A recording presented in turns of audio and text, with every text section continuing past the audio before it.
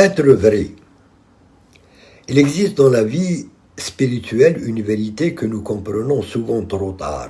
L'essentiel d'une existence ne se mesure ni à ce qu'un homme possède, ni à ce que les autres disent de lui, ni même à la place qu'il occupe dans le regard du monde, mais à la distance parfois immense qui sépare ce qu'il proclame de ce qu'il est réellement. Nous vivons dans une époque où presque tout se négocie. Les convictions avec les intérêts, les principes avec les circonstances, les fidélités avec les avantages et parfois même la foi avec la reconnaissance sociale. Nous disons vouloir Dieu, mais nous voulons aussi que le monde nous applaudisse. Nous affirmons rechercher la vérité, mais nous aimerions qu'elle coïncide avec nos intérêts. Nous parlons de sacrifice, mais nous espérons secrètement que le sacrifice nous rapporte quand même quelque chose. Et c'est précisément ici que commence la véritable épreuve de la sincérité.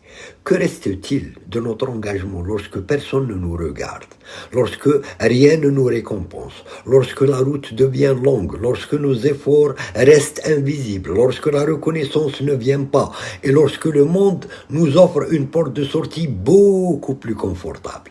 La sincérité véritable commence peut-être exactement à cet endroit, lorsque l'on continue d'être fidèle à ce que l'on croit, juste alors que l'on aurait mille raisons de renoncer. Elle n'est pas un sentiment exalté, encore moins une belle déclaration prononcée dans un moment d'émotion. Elle est une discipline intérieure, une cohérence silencieuse entre l'intention, la parole et l'action. Elle consiste à ne plus vivre avec deux visages, celui que l'on montre aux hommes et celui que l'on cache à Dieu. Et c'est là que le détachement prend toute sa profondeur. Se détacher du monde ne signifie pas mépriser la vie, abandonner son travail, refuser sa famille, fuir ses responsabilités ou prétendre que les biens matériels n'ont aucune valeur. Le détachement véritable est beaucoup plus subtil. C'est posséder les choses sans leur permettre de nous posséder. C'est travailler sans faire de la réussite une idole. C'est recevoir sans devenir esclave de ce que l'on reçoit. C'est perdre sans perdre son âme. C'est connaître l'abondance sans devenir arrogant et traverser la pauvreté sans devenir amer. Le problème n'est donc pas d'avoir quelque chose dans la main, mais de savoir ce qui habite le cœur. Un homme peut avoir peu et être intérieurement prisonnier de l'argent, comme un autre peut posséder beaucoup et rester libre à son égard. La pauvreté matérielle n'est pas automatiquement une vertu, pas plus que la richesse n'est automatiquement une corruption. Ce qui compte, c'est ce que les choses font à notre âme. Il existe des richesses qui élèvent et des richesses qui dégradent, des pertes qui libèrent et des gains qui emprisonnent. La véritable fortune est peut-être celle qui ne nous oblige pas à vendre notre conscience pour la conserver. Voilà pourquoi la sincérité est si exigeante. Elle nous demande de répondre à une question que nous préférons souvent éviter. Si personne ne devait jamais savoir ce que je fais, le ferais-je quand même ? Cette question détruit beaucoup d'illusions. Elle sépare la conviction de la mise en scène, la foi de l'image de la foi, la générosité du besoin d'être admiré, le courage du désir d'être applaudi, car nous pouvons tromper une assemblée, impressionner une famille, séduire une société entière, construire une réputation admirable et même devenir prisonnier de notre propre personnage. Mais il existe un regard auquel aucune mise en scène ne résiste, celui devant lequel l'intention est aussi importante que l'action.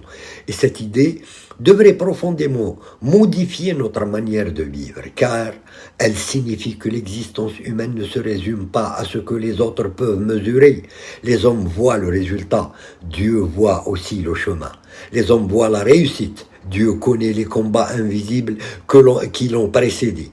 Les hommes peuvent juger une décision sur son apparence. Dieu connaît les raisons qui l'ont motivée.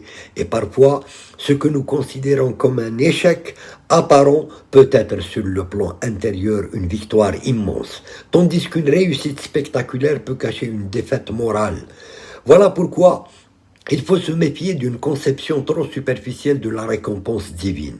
La sincérité ne signifie pas que tout ce que nous désirons nous sera accordé, ni que le monde s'alignera miraculeusement sur nos projets.